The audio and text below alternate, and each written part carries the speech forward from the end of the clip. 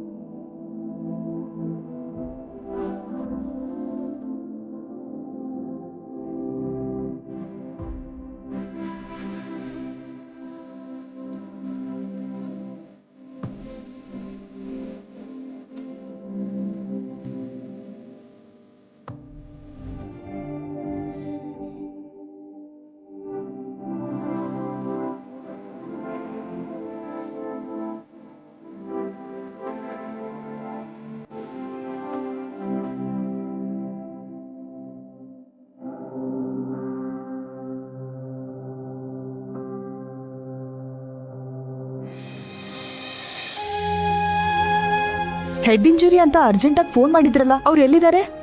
ಅವ್ರ ಕಡೆಯವರೇ ಮೇಡಮ್, ಅವ್ರ ಕಡೆಯವರೇ ಟ್ರೀಟ್ಮೆಂಟ್ ಮಾಡಿರೋದು. ಏನು? ಹೌದು ಡಾಕ್ಟರ್, ನಮ್ಮ ಪತಿರಾಯರೇ ಟ್ರೀಟ್ಮೆಂಟ್ ಮಾಡಿದ್ರು. ವಾಟ್? ನಿಮ್ ಯಜಮಾನ್ರು ಟ್ರೀಟ್ಮೆಂಟ್ ಕೊಟ್ರಾ? ಅದೇ ಕೊಡ್ತಾರೆ? ಪೇಷಂಟ್ ಪ್ರಾಣದ ಜೊತೆ ಆಟ ಆಡ್ತಿದ್ದೀರಾ? ನಾನು ಅದೇ ಕೇಳ್ತಿದ್ದೀನಿ ಡಾಕ್ಟರ್. ಪೇಷಂಟ್ ಪ್ರಾಣ ಅಂದ್ರೆ ನಿಮಗೆ ಲೆಕ್ಕ ಅಲ್ವಾ? ಹಾಸ್ಪಿಟಲಲ್ಲಿ ಇರದೆ ಎಲ್ಲಿ ಹೋಗಿದ್ರಿ? ತುಂಬಾ ಇಂಪಾರ್ಟೆಂಟ್ ಕೆಲಸ ಇದ್ದಿದ್ರಿಂದ ಆಚೆ ಹೋಗಿದ್ದೆ. ಆದ್ರೆ ನಂಗಿರೋದು ಒಬ್ಳೆ ಅಕ್ಕ.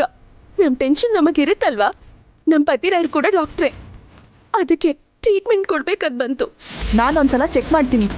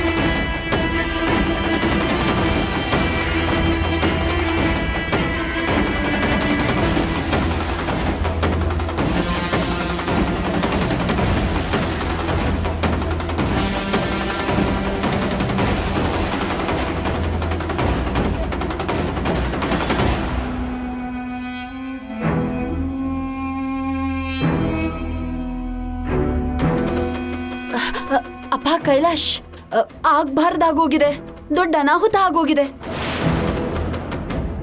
ನೀನ್ ನಿದ್ದೆಯಿಂದ ಯಾವಾಗ ಎದ್ದೇಳ್ತೀಯೋ, ನಾವಿದ್ನ ನಿಂಗೆ ಯಾವಾಗ ಹೇಳ್ತೀವೋ ಅಂತ ನಾವಿಬ್ರು ರಾತ್ರಿಯಿಂದ ಕಾಯ್ತಾನೆ ಇದೀವಿ. ಏನಾಯ್ತು ಅತ್ತೆ? ಏನ್ ಕೈಲಾಶ್ ಹೀಗೆ ಕೇಳ್ತಿದ್ಯಾ?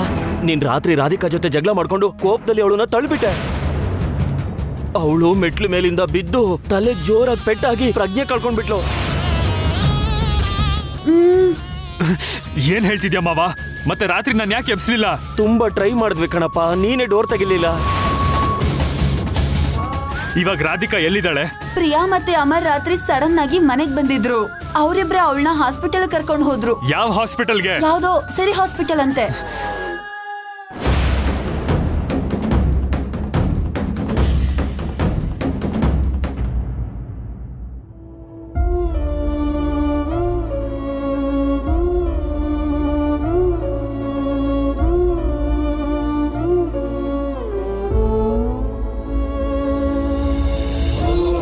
ಪತಿರಾಯ್ರೆ, ಅಕ್ಕಂಗಿನ್ನು ಯಾಕೆ ಪ್ರಜ್ಞೆ ಬಂದಿಲ್ಲ? ಬರುತ್ತೆ ಪ್ರಿಯಾ, ಟೆನ್ಷನ್ ಮಾಡ್ಕೋಬೇಡ. ನನ್ನ ಮಗಳಿಗೆ ಏನೂ ಆಗಲ್ಲ ಅಲ್ವಾಳಿ ಅಂದ್ರೆ? ಏನಾಗಲ್ಲ ಅತ್ತೆ, ಹಾಗೇನಾದ್ರೂ ಇದ್ರೂ ಸೀರಿಯಸ್ ಟ್ರೀಟ್ಮೆಂಟ್ ಕೊಡ್ತಿದಾರಲ್ಲ, ನೀವು ಸಮಾಧಾನವಾಗಿರಿ. ಪೇಷಂಟ್ ಮುಂದೆ ಜಾಸ್ತಿ ಹೊತ್ತಿರಬಾರ್ದು. ನೀವೆಲ್ಲ ಆಚೆ ಇರಿ. ಓಕೆ ಡಾಕ್ಟರ್, ನಡೀರಿ. ಹಾ.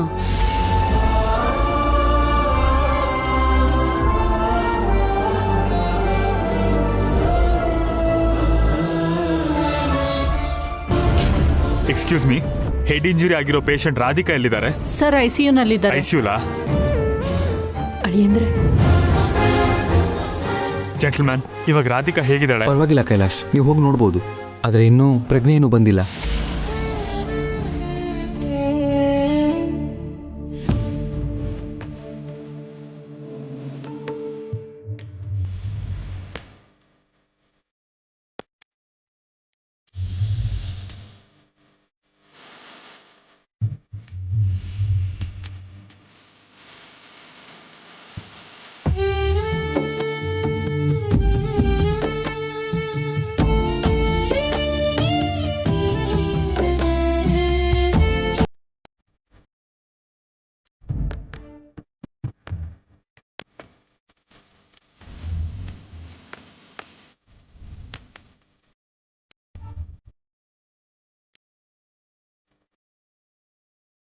ನನ್ನ ಕ್ಷಮಿಸ್ಬಿಡು ರಾಧಿಕಾ, ನಿನ್ನ ಈ ಪರಿಸ್ಥಿತಿಗೆ ನನ್ನ ಮೂರ್ಖತನನೇ ಕಾರಣ. ಹಾಳಾದ ಕೋಪದಿಂದ ನಿನ್ನ ತಲೆಗೆ ಹೀಗೆ ಏಟಾಗೋ ಹಾಗಾಯ್ತು. ರಾತ್ರಿ ನಿನಗೆ ಹೀಗಾಗಿದೆ ಅಂತ ನನಗೆ ಗೊತ್ತಾಗದೇ ಇರೋಂತಹ ಸ್ಥಿತಿಲಿದ್ದೆ ನಾನು. ನಿನ್ನ ಹೀಗೆ ನೋಡಿದ್ರೆ ನಾನು ಮಾಡಿರೋ ಕೆಲಸಕ್ಕೆ ನನ್ನ ಮೇಲೆ ನನಗೆ ಅಸಹ್ಯ ಆಗ್ತಿದೆ ರಾಧಿಕಾ.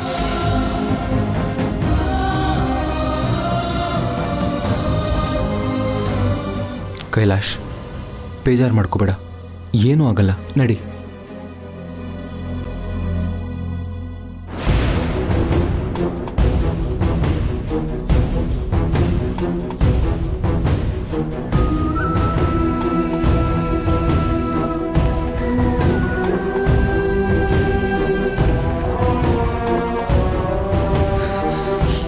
ನನ್ನಿಂದನೇ ಹೀಗಾಗಿತ್ತು ಅಮರ್.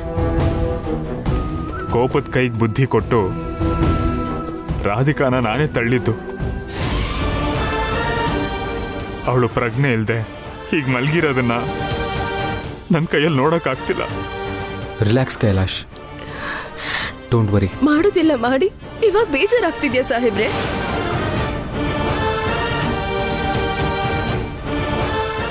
ಅಷ್ಟಕ್ಕೂ ನಿಮ್ಮನ್ನ ನೀವೇನ್ ಅನ್ಕೊಂಡಿದ್ದೀರಾ? ನಮ್ಮಪ್ಪ ಇಲ್ಲ ಅಂದ್ ಮಾತ್ರಕ್ಕೆ ನಮ್ಮ ಅಕ್ಕನ ಹೇಗ್ ಬೇಕೋ ಹಾಗೆ ನಡೆಸ್ಕೋಬಹುದು ಅನ್ಕೊಂಡಿದ್ದೀರಾ?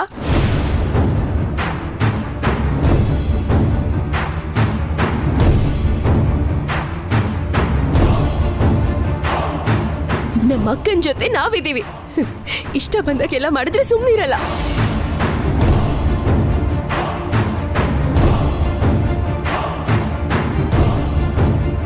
ಪ್ರಿಯಾ, ಬಾವನ ಹತ್ರ ಹೀಗ ಮಾತಾಡೋದು? ಸ್ವಲ್ಪ ಸುಮ್ಮನೆ ಇರ್ತೀಯಾ? ನಾವೆಲ್ಲ ಸುಮ್ಮನೆ ಇರೋದಕ್ಕೆ ಸಾಹೇಬ್ರು ಈ ತರ ಆಡ್ತಿರೋದು.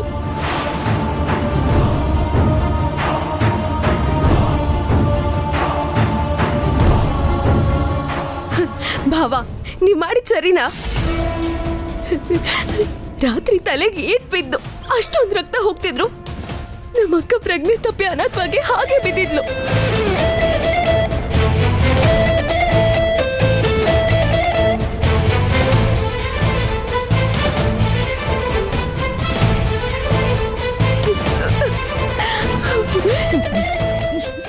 ಸಮಯಕ್ಕೆ ನಾನು ನಮ್ಮ ಯಜಮಾನ್ರು ಅಲ್ಲಿಗೆ ಬಂದಿದ್ದಕ್ಕೆ ಸರಿ ಹೋಯ್ತು.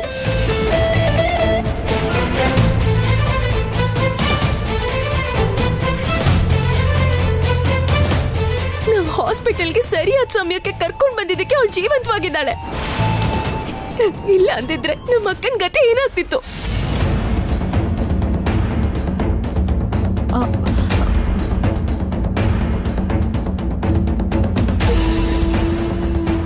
ಅಲ್ಲ, ಅಷ್ಟ್ ಸಲ ಬಾಗ್ಲು ತಟ್ಟಿದ್ರು ಯಾಕೆ ತೆಗಿಲಿಲ್ಲ?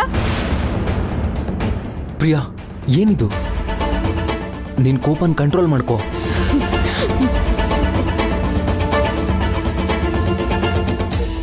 ಆಗಿದೇನೋ ಆಗೋಯ್ತು. ಅಷ್ಟಕ್ಕೂ ಅವರಿಬ್ರು ಗಂಡ ಹೆಂಡತಿ, ಅವ್ರ ಮಧ್ಯೆ 1000 ಇರುತ್ತೆ. ಅದಕ್ಕೆಲ್ಲ ನೀನ್ ತಲೆ ಹಾಕೋದು ಸರಿಯಲ್ಲ.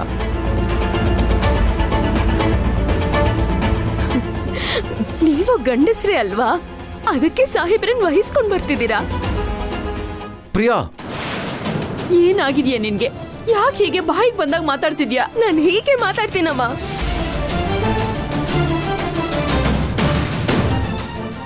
ನಮ್ಮ ಅಕ್ಕನ ಕಷ್ಟ ಬಂದಿರೋದಕ್ಕೆ ಯಾರ್ ಕಾರಣ ಆದ್ರೂ ಸರಿ, ನಾನು ಹೀಗೆ ಮಾತಾಡ್ತೀನಿ.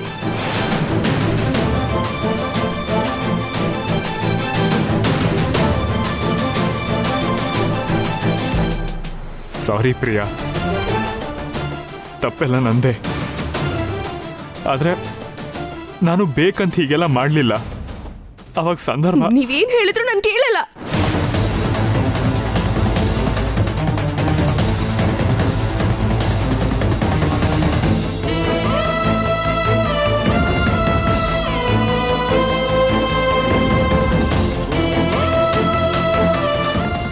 ನಮ್ಮಪ್ಪ ನಮ್ಮ ಅಕ್ಕನ ಎಷ್ಟು ಪ್ರೀತಿಯಿಂದ ನೋಡ್ಕೊಂಡಿದ್ರು. ನೀವು ಕೂಡ ಹಾಗೆ ನೋಡ್ಕೋತೀರ ಅಂತ ನಂಬಿ ನಿಮ್ಮ ಕೊಟ್ಟು ಮದ್ವೆ ಮಾಡಿದ್ವಿ.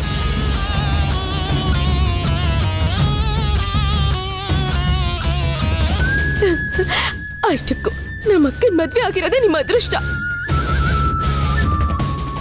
ಪ್ರಿಯಾ,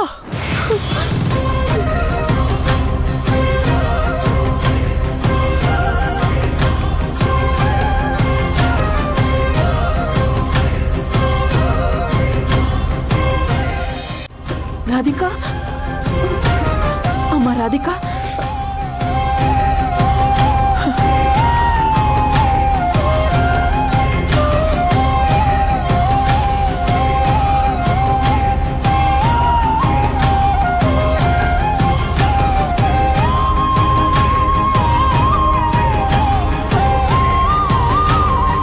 ಏನು ನಿಮ್ ಭಾವಂಗೇನೋ ಹೇಳ್ತಿದ್ದೆ?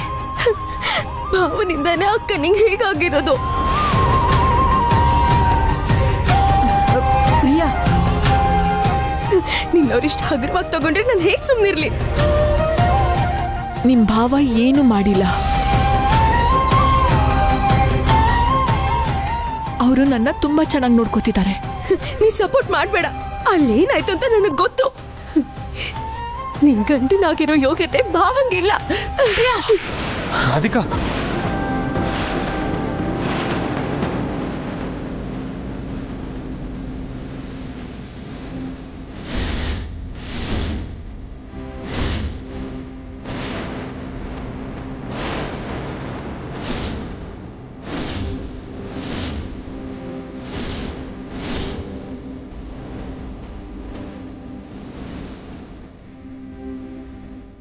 ರಾಧಿಕಾ, ಏನಿದು?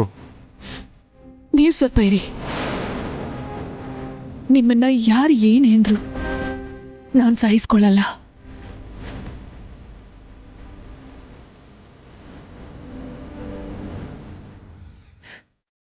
ನಿನ್ನ ನೀನ್ ಏನ್ ಅನ್ಕೊಂಡಿದ್ಯಾ? ನಿನ್ ಭಾವಂಗೆ ಜೋರ್ ಮಾಡೋಷ್ಟು ದೊಡ್ಡೋಳಾಗ್ಬಿಟ್ಟಿದ್ಯಾ?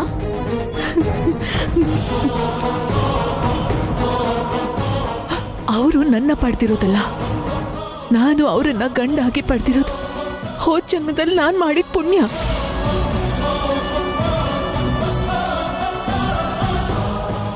ಇನ್ನೊಂದ್ಸಲ ನೀನೇನಾದ್ರೂ ಹೀಗೆ ಮಾಡಿದ್ರೆ ನಾನ್ ಸುಮ್ಮನಿರಲ್ಲ.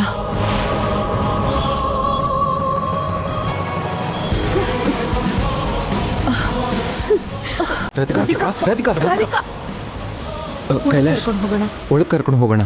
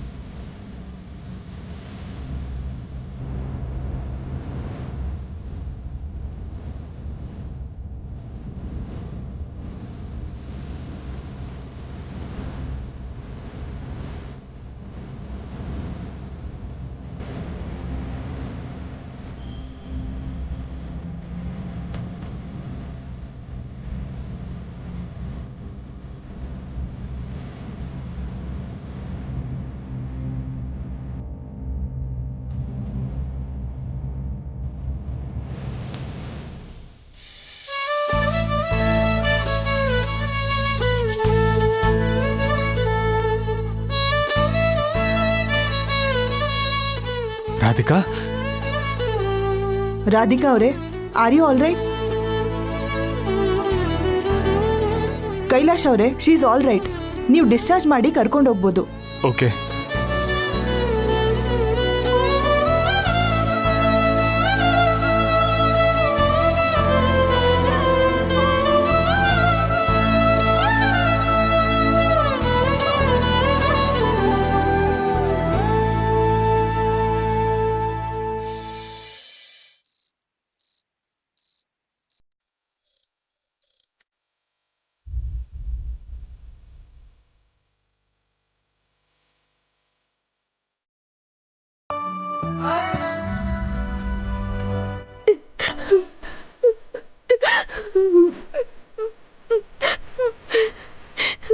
ಪ್ರಿಯಾ, ಬಾ ಊಟ ಮಾಡೋಣ.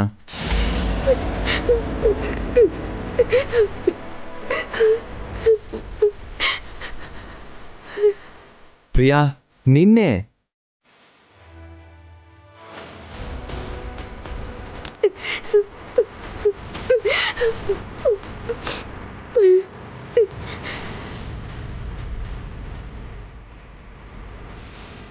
ಪ್ರಿಯಾ, ಯಾಕೆ ಅಳ್ತಿದ್ಯಾ? ನಿಮ್ಮಪ್ಪ ನೆನ್ಪಾದ್ರ? ನಮ್ಮಪ್ಪ ಥರ ನನ್ನ ಪ್ರೀತಿ ಮಾಡಿರೋ ಅಕ್ಕ ನೆನ್ಪಾದ್ಲ ಪತಿರಾಯ್ರೆ. ರಾಧಿಕಾ ನಿನ್ ಮೇಲೆ ಕೈ ಮಾಡಿದ್ದಕ್ಕೆ ಬೇಜಾರಾಯ್ತಾ ನಿನ್ಗೆ? ಇಲ್ಲ ಪತಿರಾಯ್ರೆ, ನನ್ನ ಹೊಡೆಯೋ ಹಕ್ಕು ನಮ್ಮ ಅಕ್ಕಂಗೆ ಯಾವಾಗಲೂ ಇದೆ. ಅದೆಲ್ಲ ನನ್ನ ನೋವು. ಅಕ್ಕ ಯಾಕೋ ಖುಷಿಯಾಗಿಲ್ಲ.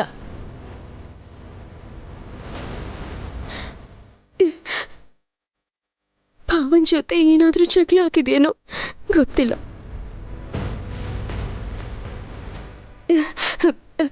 ಮೊನ್ನೆ ನಿಮ್ ಜೊತೆ ಮಾತಾಡುವಾಗ್ಲೂ ಅಕ್ಕನ ಕಣ್ಣಲ್ಲಿ ಏನೋ ನೋವು ಕಾಣಿಸ್ತು ಬತ್ತಿರೋರು.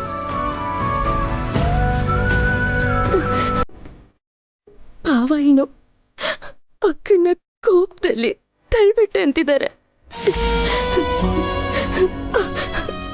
ಅಕ್ಕ ಏನು ಕಷ್ಟದಲ್ಲಿದ್ದಾಳೆ ಅಂತ ಭಯ ಆಗ್ತಿದೆ ಪತಿರಾಯ್ರೆ. ಅಳ್ಬೇಡ.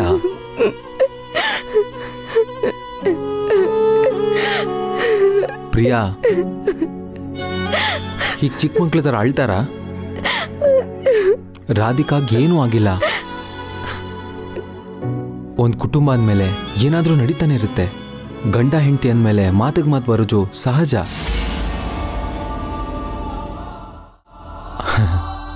ಅದಕ್ಕೆಲ್ಲ ನಿಮ್ಮಕ್ಕ ಕಷ್ಟಪಡ್ತಾ ಇದ್ದಾಳೆ ಅಂತ ಯಾಕೆ ಅನ್ಕೋತ್ಯಾ?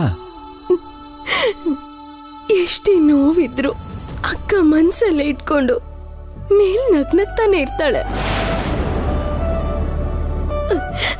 ಆ ಧೈರ್ಯ ನಂಗೆ ಯಾಕೋ ಅವಳ ಕಣ್ಣಲ್ಲಿ ಕಾಣಿಸ್ತಿಲ್ಲ ಪತಿರಾಯ್ರೆ.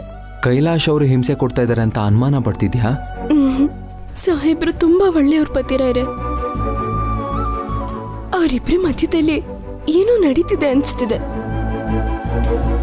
ನೀವೊಂದ್ಸಲ ಸಾಹೇಬ್ರ ಜೊತೆ ಅಕ್ಕನ ಜೊತೆ ಮಾತಾಡಿ ಅವ್ರ ಮಧ್ಯೆ ಏನಾದ್ರೂ ಸಮಸ್ಯೆ ಇದ್ರೆ ನೀವೇ ಪರಿಹರಿಸಿ ಪತಿರಾಯ್ರೆ ಪ್ಲೀಸ್.